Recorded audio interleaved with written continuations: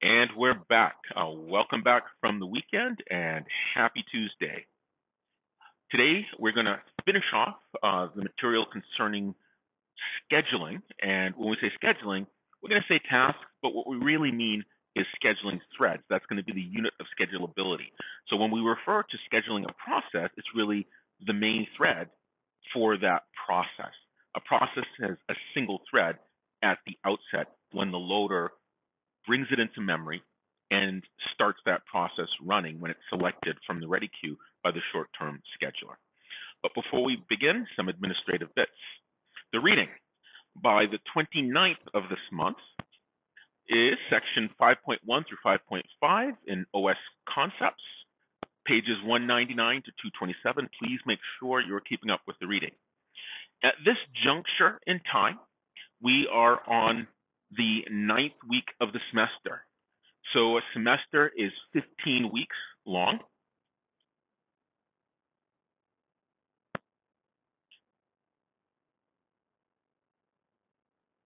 So a semester is 15 weeks long.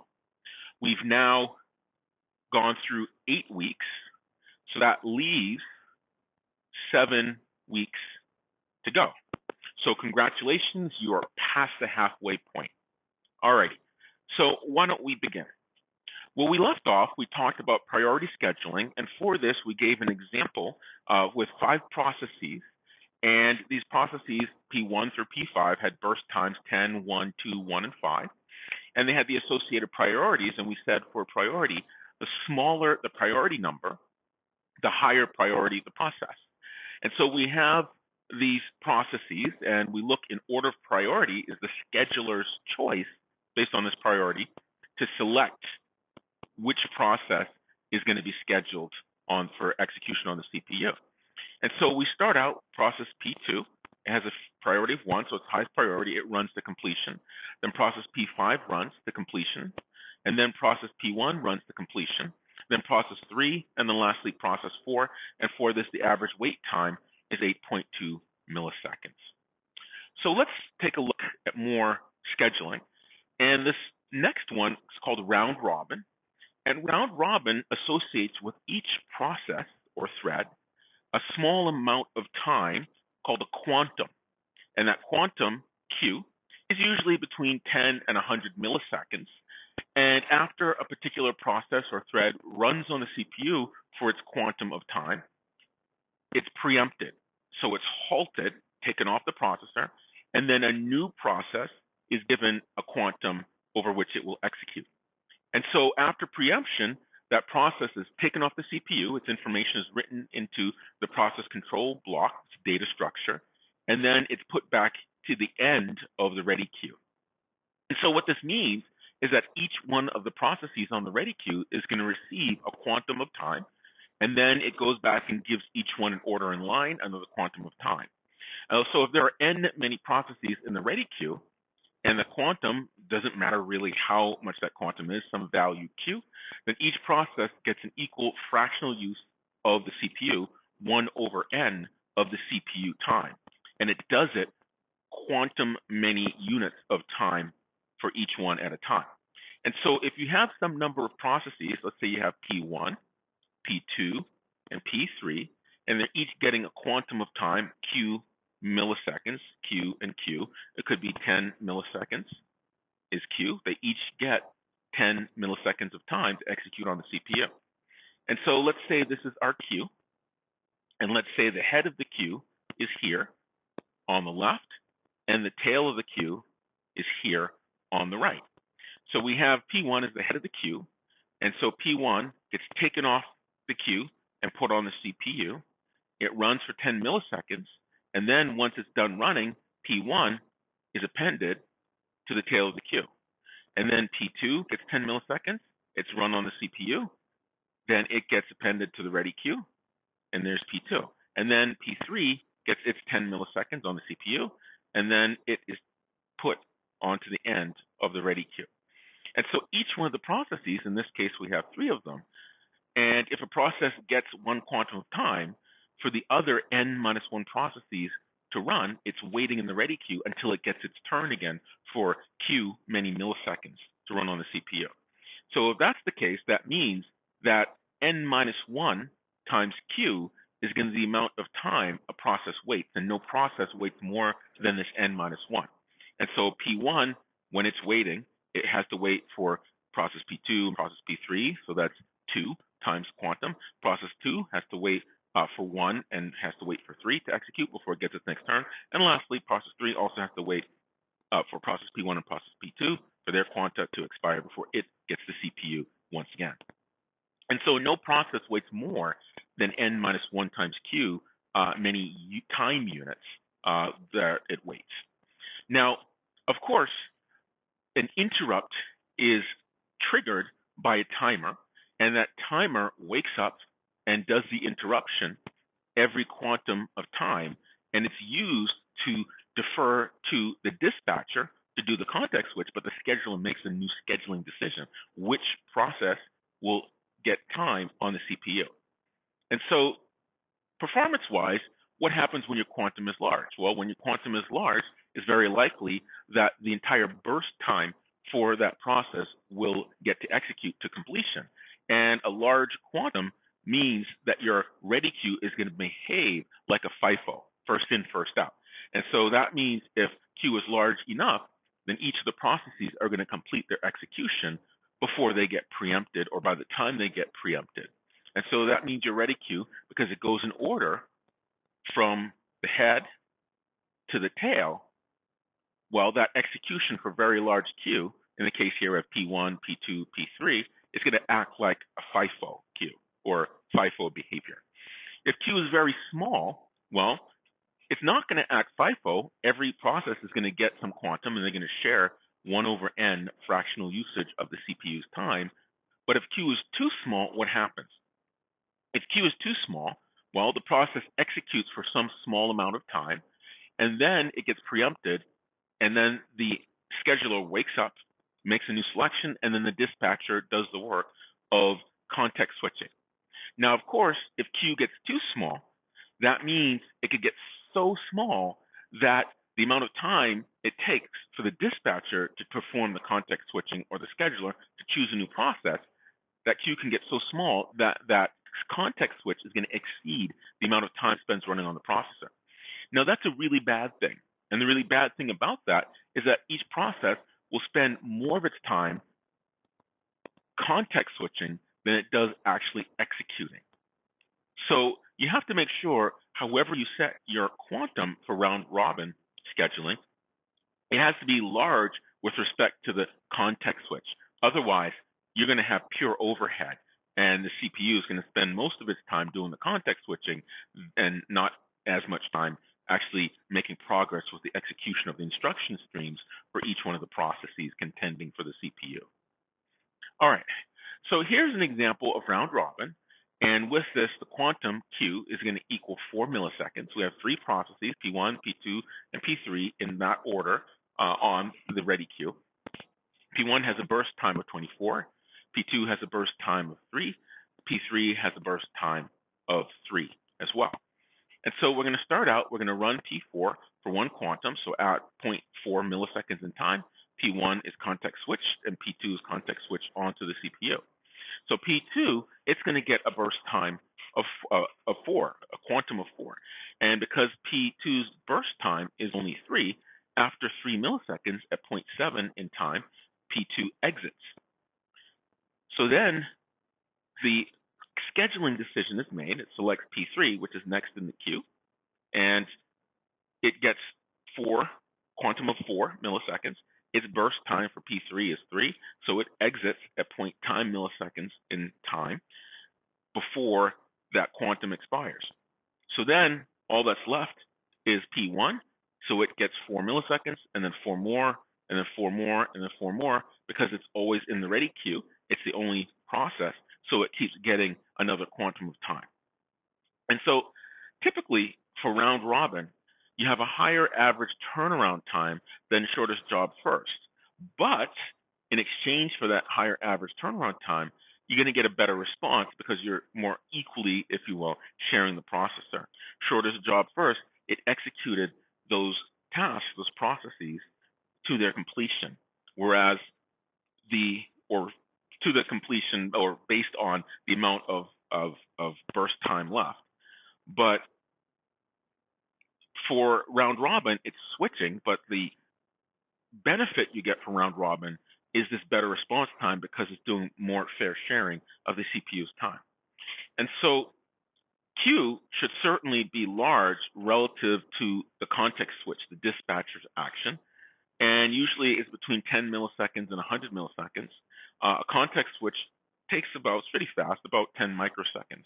So you would never have your quantum be at the microsecond level because your system performance would just spend all its time performing context switches and not executing much on your process on the CPU. And so this figure is from the book, talks about the time quantum and context switch time, the number of times it does the context switches.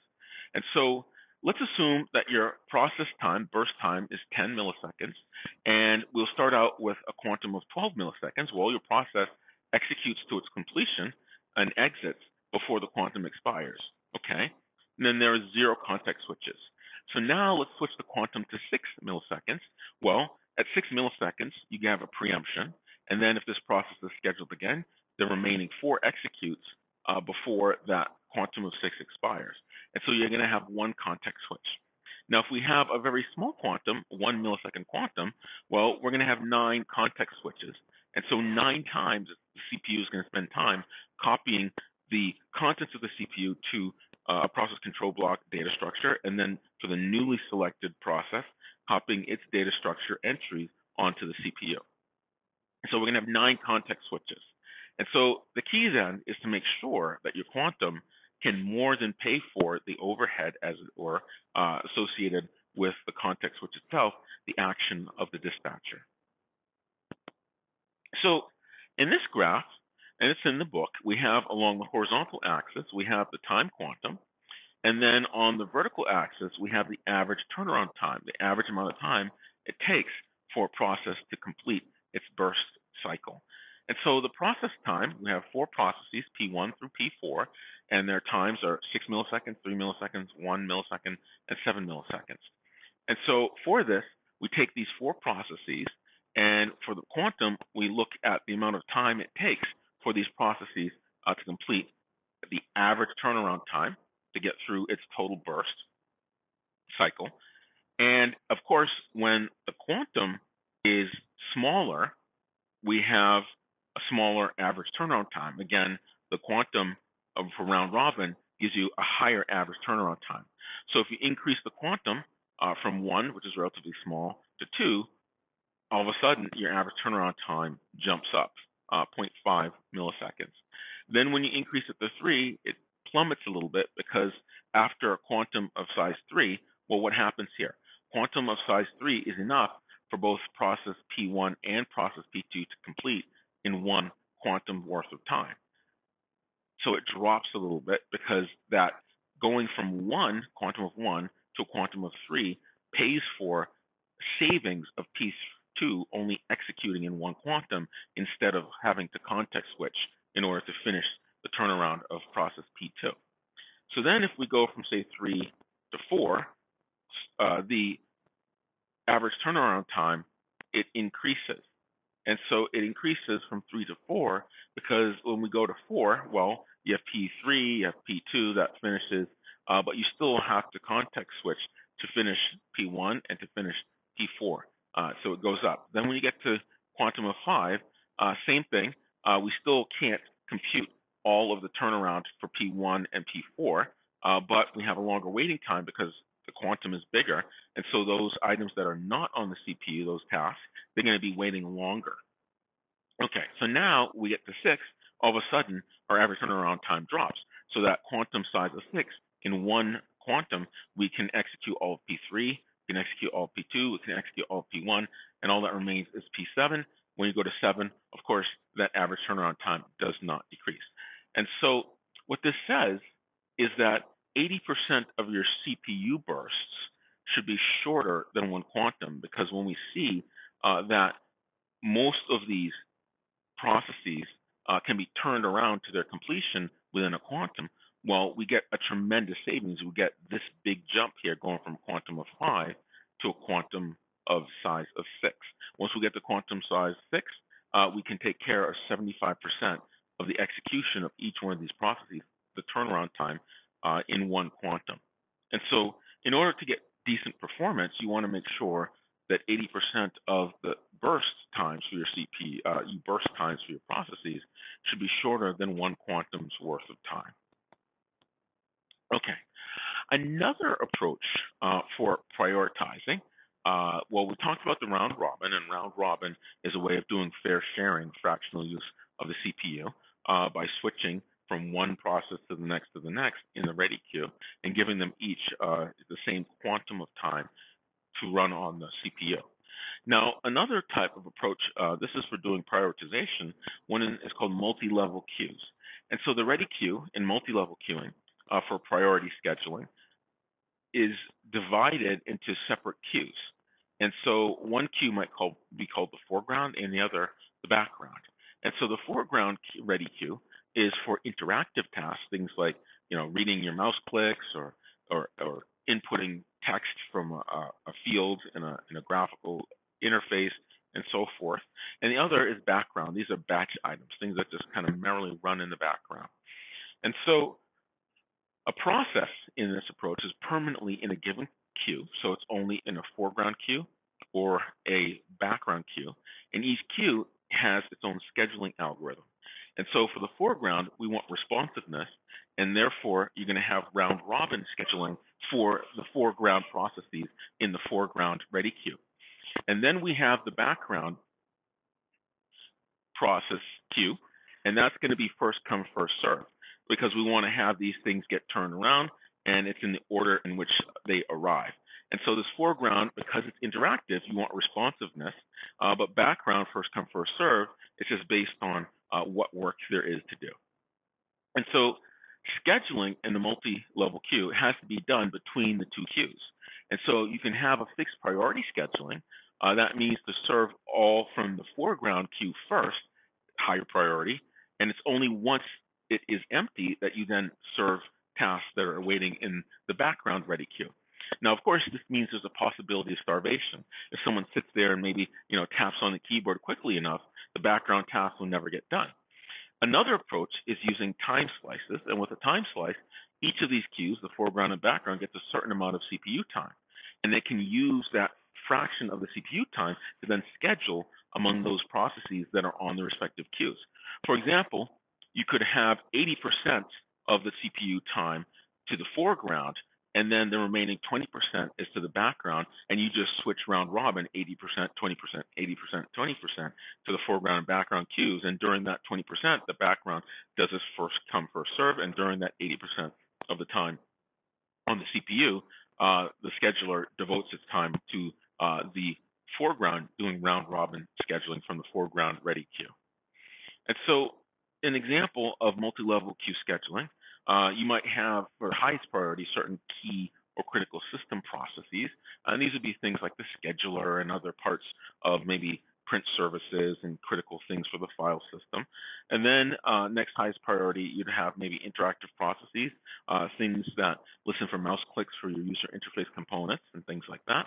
And then interactive editing processes, batch processes, and then lastly, student processes might be the lowest priority. And so the system devotes critical system functions with a higher priority or devotes to them a higher priority, but the lower priority ones tend to be things that you would run yourself. And so for multi-level feedback queue, a process, it's a little bit of approach, can move between various queues, and this is a way of implementing aging, solves a starvation issue. And so what happens, the multi-level feedback queue scheduler is defined by the number of parameters. You have a set of queues. You have a different scheduling algorithm like we did before for each queue. And now you have a method used to determine when to upgrade a process and when to downgrade. So upgrade means you go from a lower level priority queue and it then joins a higher level priority queue, or it goes from a higher level priority queue and joins a lower level priority queue.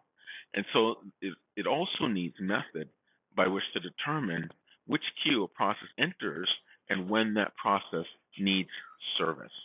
And so here's an example. This is in the book of a multi-level feedback queue. And here we have 3 queues. We're going to call them Q0, Q1, and Q2. And so Q0 is up above, Q1 is here in the middle, and Q2 is here on the bottom. And so Q0 is going to run the round robin scheduling, and the quantum is going to be 8 milliseconds. Q1 is going to also run round robin, but its quantum is going to be twice as big, so it's round robin. It's going to be 16 milliseconds. And then lastly, Q2 is going to run first come, first serve. And so here, what will happen is a process enters the ready queue for the first one, it gets its quantum, and then after it gets its 8 milliseconds, it's then demoted down to this next ready queue, Q1. It runs for 16 milliseconds, and then is demoted down to this next queue that selects it first come, first serve. And so a new job enters Q0, and it's served round robin, so it gets its 8 milliseconds. And if it doesn't finish in 8 milliseconds, this process or this job is migrated to this next ready queue that's also round robin with a quantum of 16 milliseconds. And so it gets this additional 16 milliseconds. And the theory then is that if it doesn't finish after scheduling for that quantum from the Q0, it should, or hope that, the hope is that it would finish its execution when it gets another 16 milliseconds from Q1. Now, if all else fails, then it goes from Q1 in the middle here to this last queue, which corresponds to first come, first serve scheduling. And so it just finishes itself off once it joins this third queue, Q2. So let's look at thread scheduling. Now, there's a difference between user level and kernel level threads.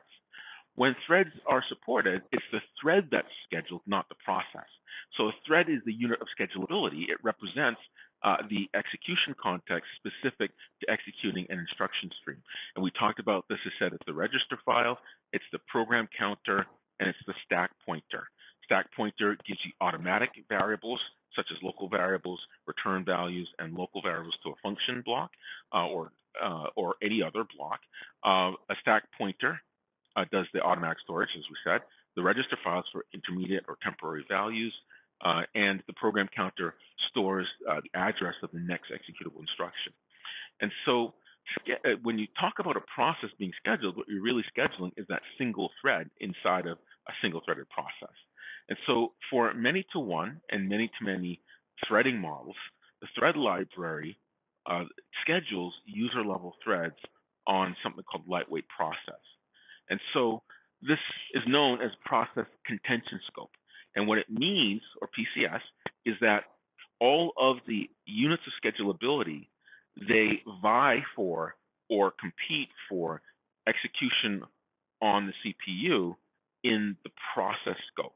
So you have all of these threads in user level, i.e. in a process, and it's at that level in the process that they're competing for selection for execution on the CPU.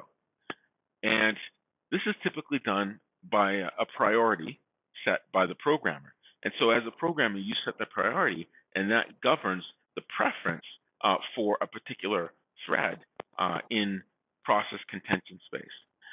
So kernel threads are scheduled onto the available CPUs.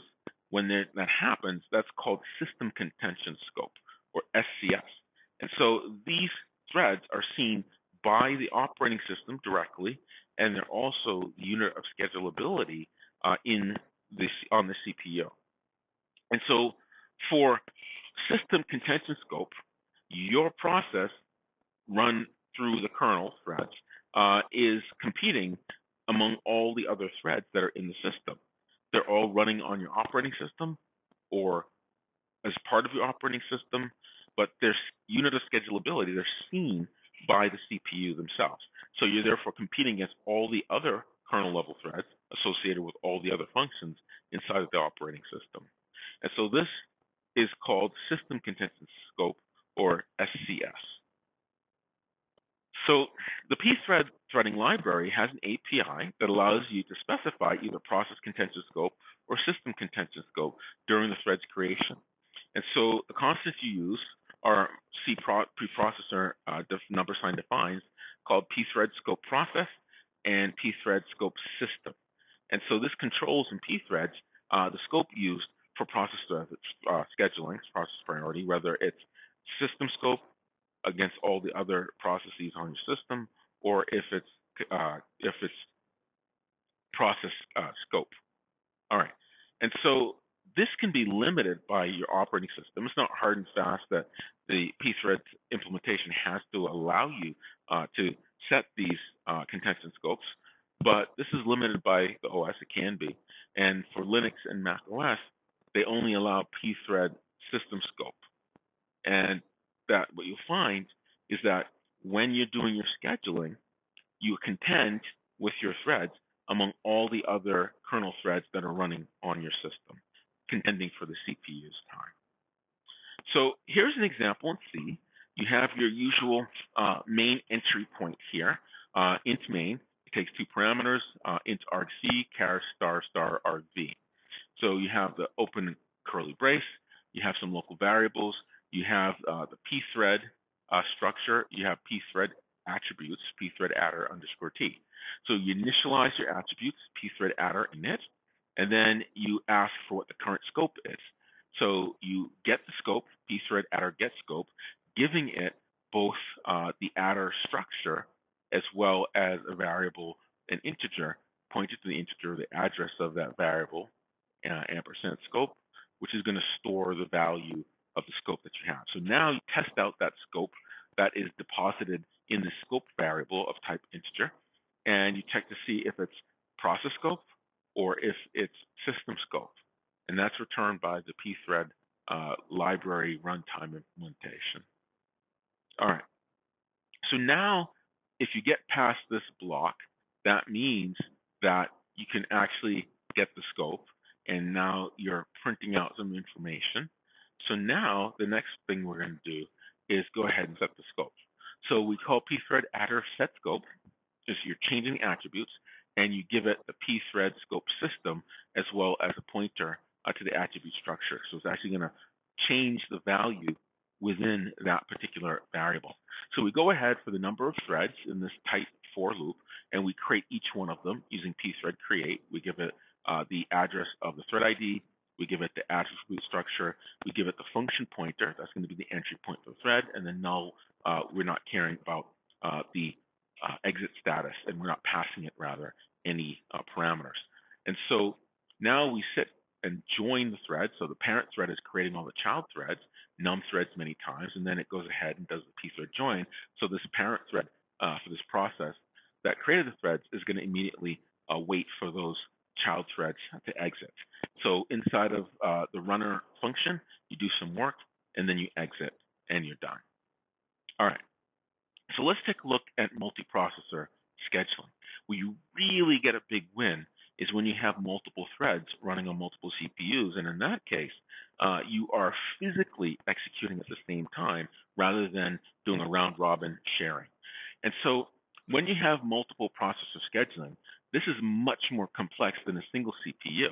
And the reasons for that have to do with data migration, specifically for the instruction cache and the data cache. And oftentimes for high performance applications, what you're interested in is a so-called warm cache. Warm cache meaning that the cache on a particular CPU has data and instructions associated with the currently executing thread.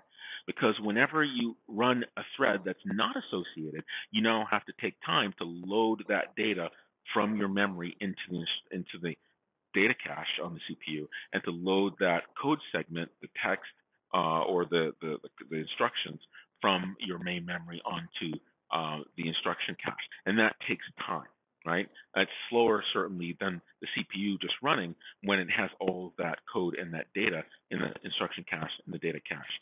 And so this idea of a warm cache means that every time you run a thread, you want to run that thread on a processor whose caches are familiar or warm, so to speak, meaning that they contain information, data, and code that's associated with that particular thread.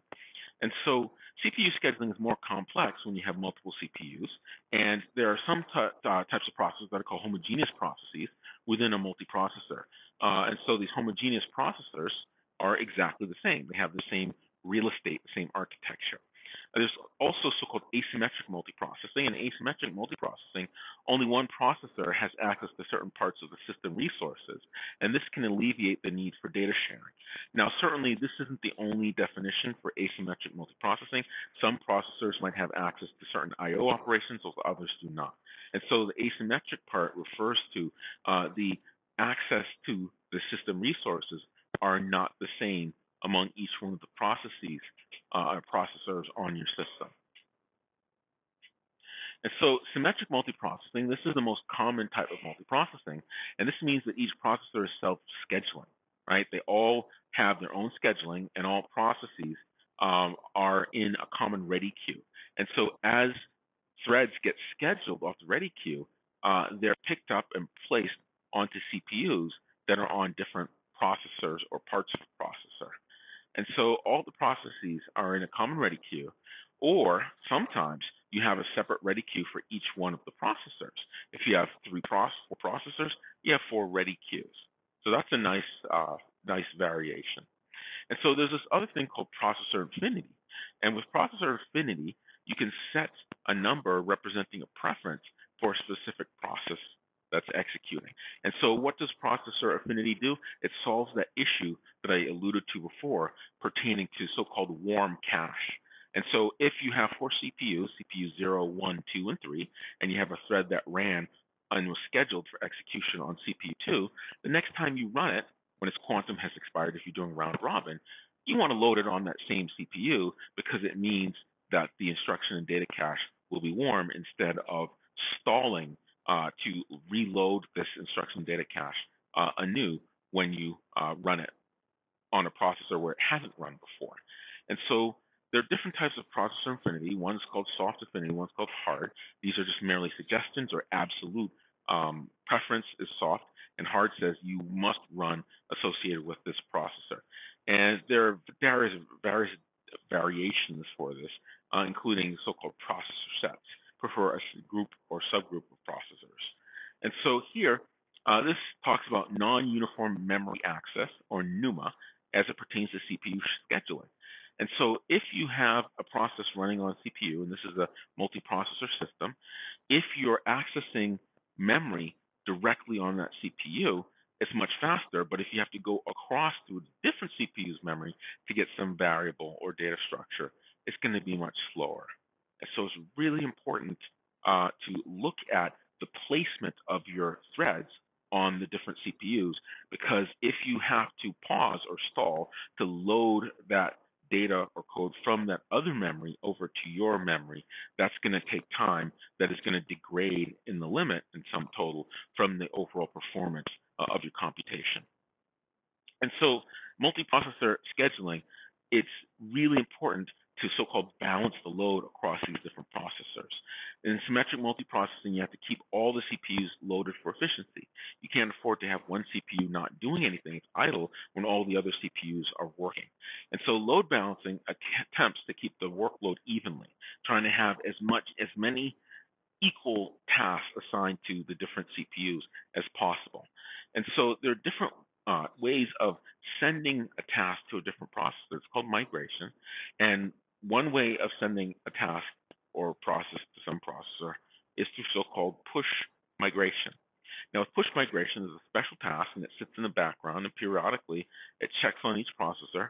And if it finds that there are more tasks that the CPU is doing than it can handle, it will actually take the task from one CPU and then load it onto another CPU. So this is almost like a context switch vis-a-vis the dispatcher, but instead of taking that process and storing it in the data structure, it takes that data structure and then loads it onto a different CPU. Another type of migration is called pull migration. And in pull migration, the idle processor sits there. Oh, all right, my process just exits. I have nothing to do. Let me go ahead and pull work to do from surrounding, from pull work to do from other processes or from surrounding processes. And so in the case of pull, the idle processor checks and takes tasks from the busy processors. And so in this pull migration, you basically charge the cost of that cross-processor context switch to the idle processor, which makes sense. If you're idle, you need work to do anyways. Okay, so multicore, there's a recent trend as of late, maybe the last 10 or 12 years, to place multiple processor cores on the same physical chip. This is much faster and it consumes a lot less power. We can pack all those transistors into a smaller form factor, but also you have multiple threads per core also growing. And this takes advantage, when you have multiple threads per core, this takes advantage of so-called memory stall. And what that memory stall is exactly what I was referring to when I drew this or showed this diagram for non-uniform memory access. And so what the memory stall refers to is when you need, as a thread, to access data or code that requires you to access memory. And so that could be to retrieve it from memory, or it could be to reload the instruction cache and the data cache. And that stalling is expensive because you're not making any progress. You're waiting for memory to send data across the bus to the CPU. And so this is a multi-core, multi-threaded system. You have 2 hardware threads per core, and here's a quad core, 4 cores, core 0, 1, 2, and 3. And you have hardware thread 1, hardware thread 2 in each of these respective cores. Now, from the perspective of the operating system, each one of these hardware threads looks like a different CPU because it's a basic unit of schedulability. So now we have this multi-core system, and now we're going to look at multi-threading in this multi-core system. So we have these hardware threads, and we're going to interleave a compute cycle, and at some point that compute cycle has to access data, and that data is going to induce a so-called memory stall. And that memory stall is this time when the CPU is waiting for data to be loaded from main memory into your instruction cache and your data cache. And so in this case, if I direct your attention to the figure on top, we have time increasing to the right, and then we have these compute cycles, and then we have a memory stall. Then we have another compute cycle, then we have a memory stall. So we're interleaving this compute cycle and memory stall alternating pattern, because eventually each one of these compute cycles has to access memory. What happens when you run out of memory? You get the memory stall. Now, it just so happens that you can take your memory stall, that region of time, and you can use that as an opportunity to run another thread. And so here we have 2 threads. We have thread 0 on the bottom, thread 1 on top, and these are both represented, their execution in time increasing to the right as being an interleaving of a compute cycle with a memory cycle. Compute cycle, memory cycle, compute cycle, memory cycle. And so we do that for some period of time, and we get an interleaving, but we use the memory stall cycle as an opportunity to schedule a different thread for execution. So at some initial time, thread 0 is running the compute cycle, and then a memory stall occurs. And so before the memory stall finishes, well, what do? We load or schedule thread 1 during the memory stall times of thread 0. And then likewise, when thread 1 executes an operation that causes the memory stall, we schedule thread 0 for execution during that time. And so we keep doing that. And yes, absolutely, we are making use of all that wasted memory stall cycle because the CPU is sitting idle when a memory stall is happening. It can't execute an instruction because it's waiting for the result of that instruction. And so with that, that's all I had to talk about. And we complete our chapter on scheduling. Please make sure you're keeping up with the reading. And as usual, please stay healthy, stay safe, and I will see you all on Thursday.